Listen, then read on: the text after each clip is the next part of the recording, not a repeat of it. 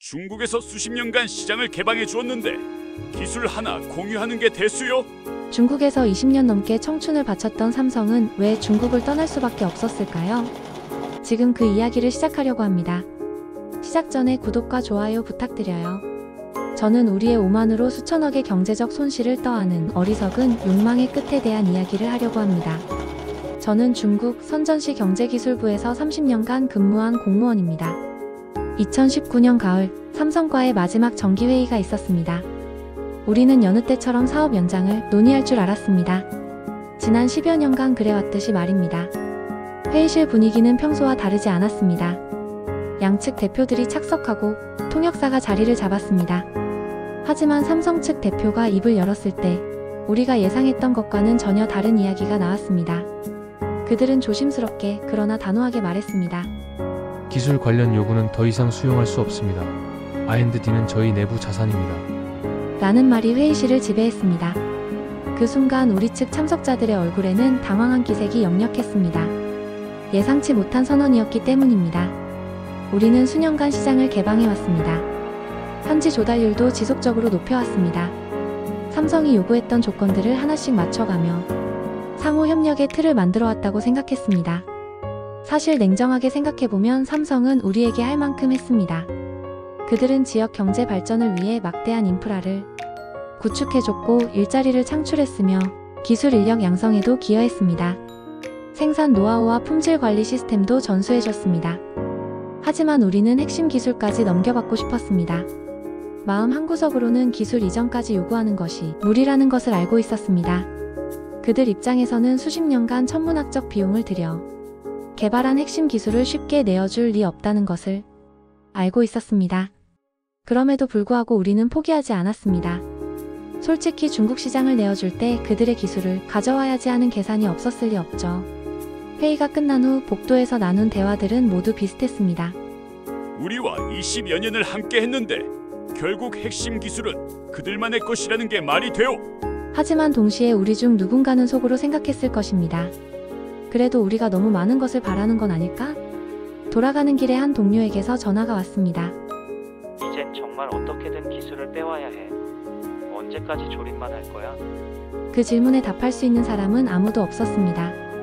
하지만 그날 회의 이후로 우리 내부에는 새로운 공기가 흐르기 시작했습니다. 그날 밤 보고서를 작성하면서 저는 깨달았습니다. 이것은 단순한 사업상의 거절이 아니라 우리의 욕심과 현실 사이의 충돌이었다는 것을 말입니다. 삼성은 이미 충분히 많은 것을 우리에게 제공했지만 우리는 더 많은 것을 원했던 것입니다. 다음 날부터 우리 조직 내부에서는 새로운 논의들이 시작되었습니다. 어떻게 하면 우리가 핵심 기술을 확보할 수 있을까 하는 고민들이었습니다. 삼성과의 회의가 끝나고 며칠이 지나자 우리 내부 논의는 예상보다 훨씬 빨라졌습니다. 평소라면 몇 주에 걸쳐 진행될 의사결정 과정이 불과 사흘 만에 결론에 도달했습니다. 급박함이 조직 전체를 지배하고 있었습니다. 우리가 20년간 시장을 열어줬는데 기술 하나 가져오는 게 뭐가 대수요? 다른 누군가는 경쟁사들도 다 하는 일 아니냐고 맞장구 쳤습니다. 몇몇 핵심 기관들이 비공식 채널을 통해 움직이기 시작했습니다. 기술자료 접근 방안을 검토한다는 명목이었습니다. 표면적으로는 정당한 사업 검토처럼 보였지만 실제로는 경계선을 넘나드는 일들이었습니다. 삼성 협력업체와의 교류 기록도 정밀히 분석하기 시작했습니다. 누가 어떤 정보에 접근할 수 있는지, 어떤 경로로 기술 정보가 흘러나올 수 있는지를 세심하게 살펴봤습니다. 저는 그 과정에서 미묘한 변화를 감지했습니다. 처음에는 합법적인 기술 협력 방안을 모색하는 것처럼 시작되었지만 점차 그 경계가 흐려지고 있었습니다. 불법이라고 단정하기는 어려웠습니다. 하지만 윤리의 경계는 분명히 흐려지고 있었습니다. 한 간부는 이렇게 말했습니다. 언제까지 삼성의 하청업체 역할만 할 겁니까? 이 정도면 우리도 많이 참은 겁니다. 이런 논리들이 회의실을 채우기 시작했습니다. 정당화의 논리였습니다. 저 역시 그 자리에서 침묵했습니다. 반대 의견을 제시할 수도 있었지만 그러지 않았습니다. 다만 분명한 것은 그 침묵이 곧 동의로 간주되었다는 점입니다. 며칠 후 구체적인 실행 방안들이 논의되기 시작했습니다. 어떤 협력업체가 어떤 정보에 접근할 수 있는지, 어떤 방식으로 접근해야 추적당하지 않을지에 대한 세부적인 계획들이었습니다. 그중 비협력업체는 삼성과의 수십 년의 파트너로서 신뢰가 돈독한지라 더 적극적으로 지시했고 매우 난처해하며 곤란해했지만 모든 것은 은밀하고 체계적으로 진행되었습니다.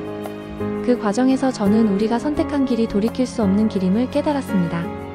하지만 이미 조직의 결정은 내려진 상태였고 개인의 의견으로 막을 수 있는 상황이 아니었습니다. 거대한 기계의 통뒤바퀴가 돌기 시작한 것처럼 느껴졌습니다. 한 달 후 첫 번째 협력 업체와의 비공식 접촉이 이루어졌습니다. 표면적으로는 일반적인 사업 미팅이었지만 실제로는 정보 수집을 위한 첫걸음이었습니다. 그날 저녁 담당자는 만족스러운 표정으로 돌아왔습니다. 생각보다 쉽네요. 라는 말과 함께였습니다. 그 순간 저는 알았습니다. 우리가 택한 이 길이 어디로 향하는지, 그리고 그 끝에서 우리가 무엇을 잃게 될지를 말입니다.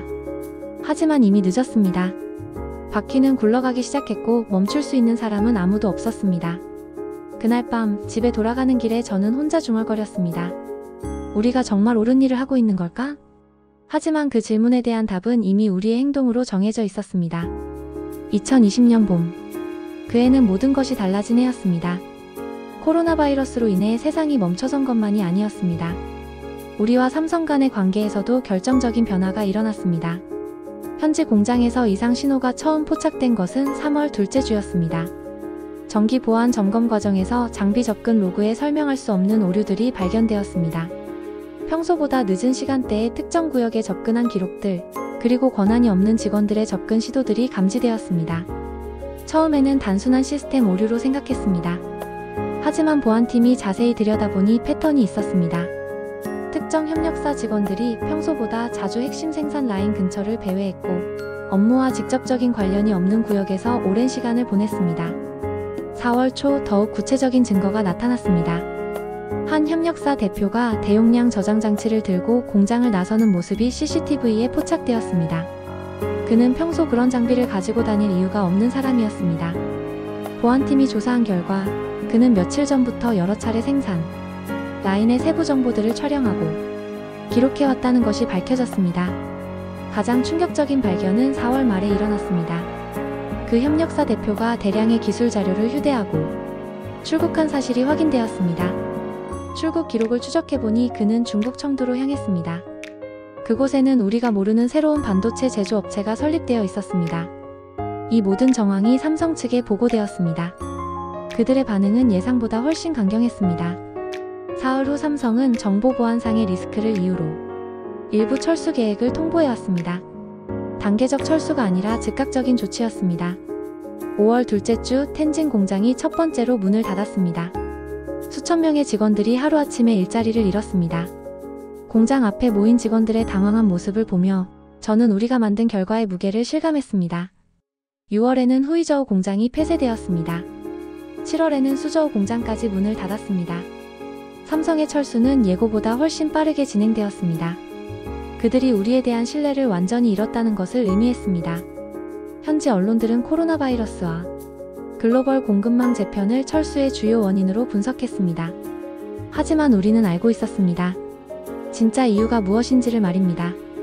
우리가 선택한 지름길이 결국 우리 자신의 발목을 잡았다는 것을 말입니다. 여름이 끝날 무렵 저는 텅 빈 공장들을 둘러보며 생각했습니다. 우리가 얻고자 했던 기술은 손에 넣었을지 모르지만 그 대가로 십수년간 쌓아온 신뢰와 파트너십을 모두 잃었습니다. 그리고 이것은 단지 시작에 불과했습니다. 8월 말 마지막 직원이 공장을 떠나는 모습을 지켜보며 저는 깨달았습니다. 우리가 훔친 것은 기술이 아니라 우리 자신의 미래였다는 것을 말입니다.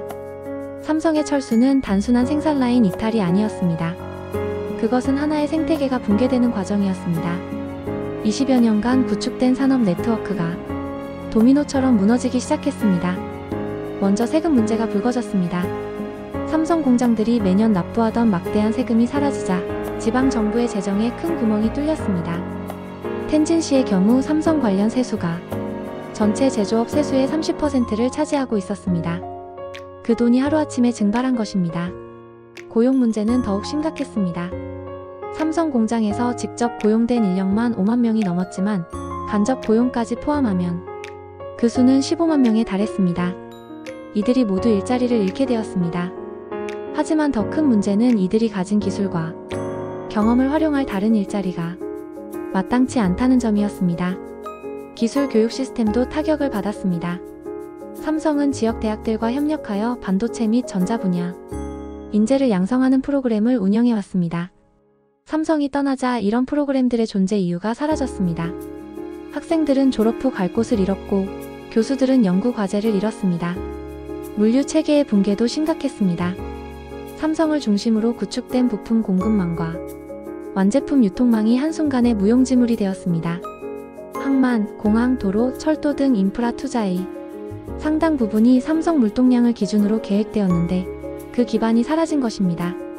하지만 가장 치명적인 타격은 부품 공급업체들에게 닥쳤습니다. 삼성의 부품을 납품하던 현지 업체들이 줄줄이 도산하기 시작했습니다. 이들 중 상당수는 삼성 의존도가 70%를 넘는 회사들이었습니다. 삼성이 떠나자 매출의 대부분을 잃게 된 것입니다. 저는 한 부품업체 사장을 만났습니다. 그는 20년간 삼성의 정밀 부품을 납품해왔던 회사를 운영하고 있었습니다. 우리는 삼성과 함께 성장했습니다. 기술도 배우고 품질 관리도 배웠죠. 그런데 이제 모든 게 무너졌어요 라고 그는 말했습니다. 그의 공장은 이미 문을 닫았고 직원들은 모두 해고된 상태였습니다. 부동산 시장도 침체에 빠졌습니다.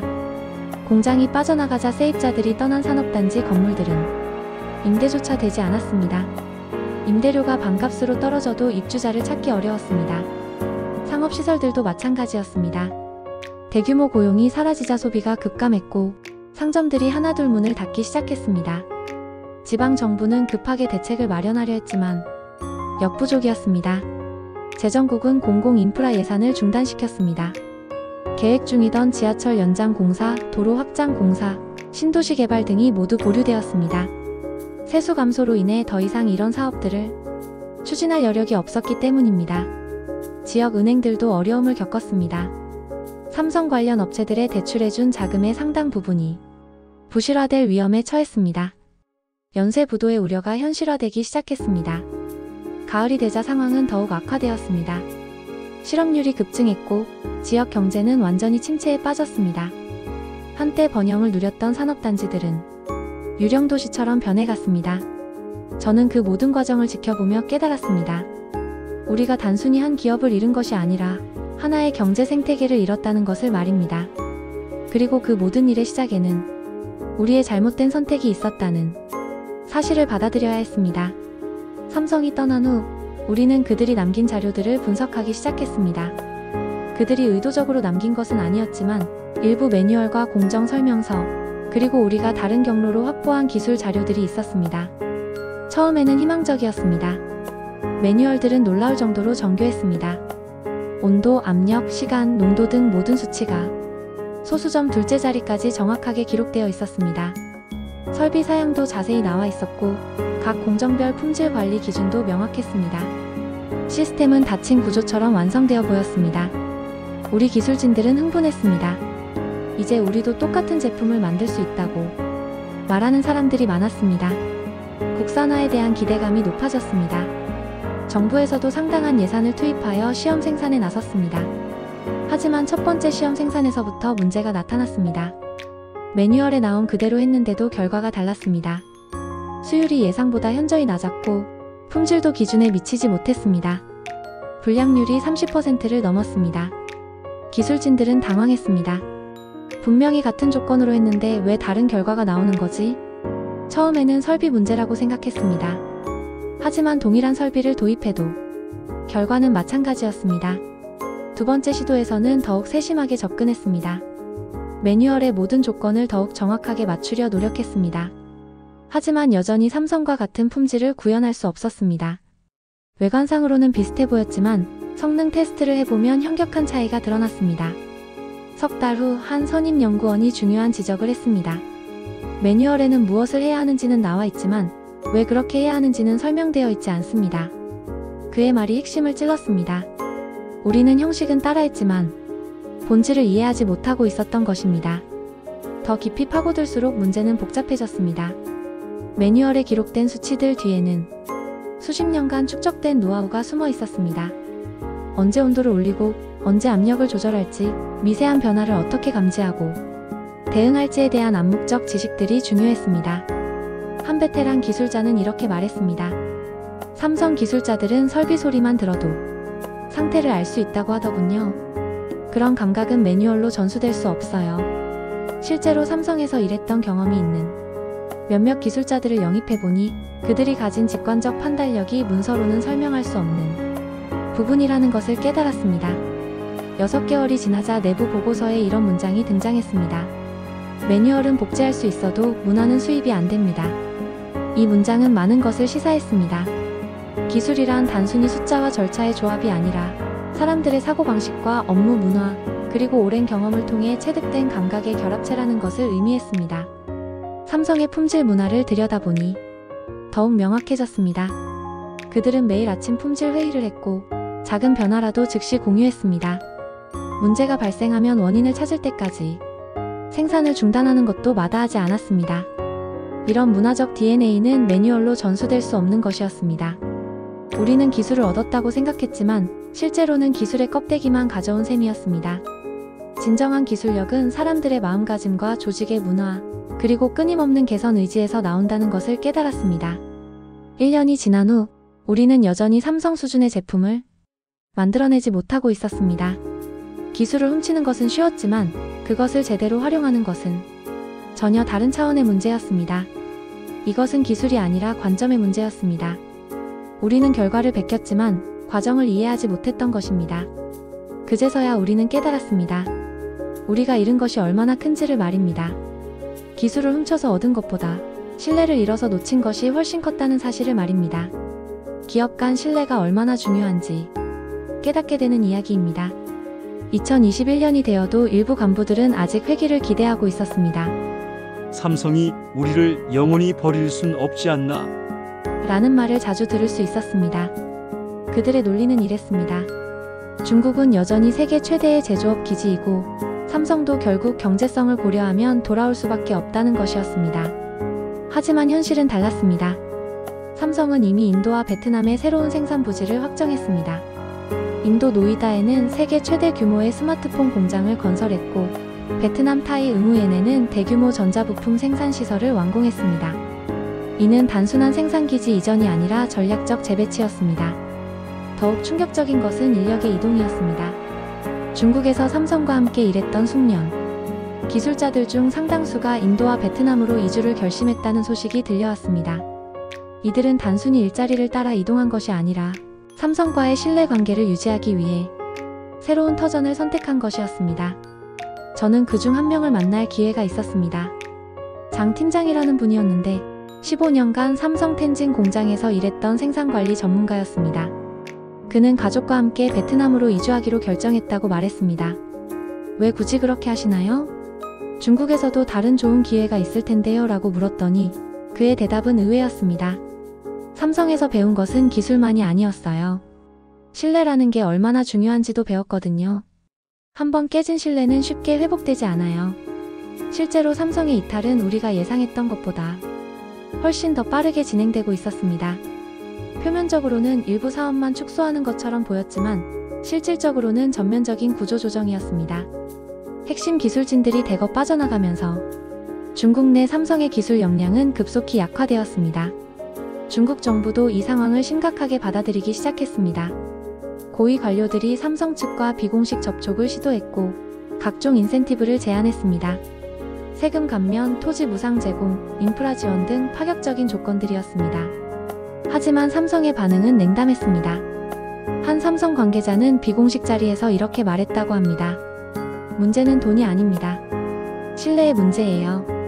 한번 배신당한 상대와 다시 사업을 하기는 어렵습니다. 우리는 그때까지도 상황의 심각성을 제대로 인식하지 못했습니다. 삼성이 보여주는 강경한 태도를 일시적인 것으로 여겼습니다. 시간이 지나면 경제적 논리가 우선하여 관계가 복원될 것이라고 믿었습니다. 하지만 2022년에 들어서면서 상황은 더욱 명확해졌습니다. 삼성은 인도에서의 생산량을 대폭 늘렸고 베트남 공장도 풀가동에 들어갔습니다. 중국에서 생산하던 물량이 완전히 다른 국가로 이전된 것이었습니다. 더욱 놀라운 것은 품질과 효율성 면에서 새로운 생산기지들이 중국을 능가하는 성과를 보이기 시작했다는 점이었습니다. 인도 공장의 불량률은 중국 공장보다 낮았고 베트남 공장의 생산성은 더 높았습니다. 이는 단순히 비용 절감을 위한 이전이 아니라 더 나은 생산 환경을 찾아 떠난 것임을 의미했습니다. 우리는 그제서야 깨달았습니다. 우리가 계산을 잘못했다는 것을 말입니다. 삼성에게 중국은 더 이상 필수가 아니라 선택의 문제가 되었고 그들은 우리 대신 더 나은 파트너를 찾았던 것입니다. 우리가 늦게 알아챈 것은 단순한 생산기지 이전이 아니라 패러다임의 변화였습니다. 이 실화를 통해 글로벌 비즈니스의 현실을 엿볼 수 있습니다. 2023년 봄, 언론에서 조건부 복귀설이 보도되기 시작했습니다. 삼성이 중국으로의 부분적 회귀를 검토하고 있다는 내용이었습니다. 하지만 그 조건들을 보면서 우리는 상황이 얼마나 달라졌는지를 실감할 수 있었습니다. 첫 번째 조건은 기술 유출 방지였습니다. 삼성은 모든 핵심 기술 정보에 대한 접근을 엄격히 제한하겠다고 밝혔습니다. 과거처럼 협력업체들이 생산 라인에 자유롭게 드나들 수 없게 되었고 모든 기술 자료는 별도의 보안 시설에서 관리되게 되었습니다. 두 번째 조건은 품질 검수 투명화였습니다. 모든 생산 과정이 실시간으로 모니터링되고 품질 관리는 삼성이 직접 담당하겠다는 것이었습니다. 중국 측 관리진의 개입을 최소화하고 삼성의 글로벌 기준을 그대로 적용하겠다는 의미였습니다. 세 번째 조건은 협력사 윤리 기준 강화였습니다. 모든 협력업체는 삼성의 윤리 규정을 준수해야 하고 정기적인 감사를 받아야 했습니다.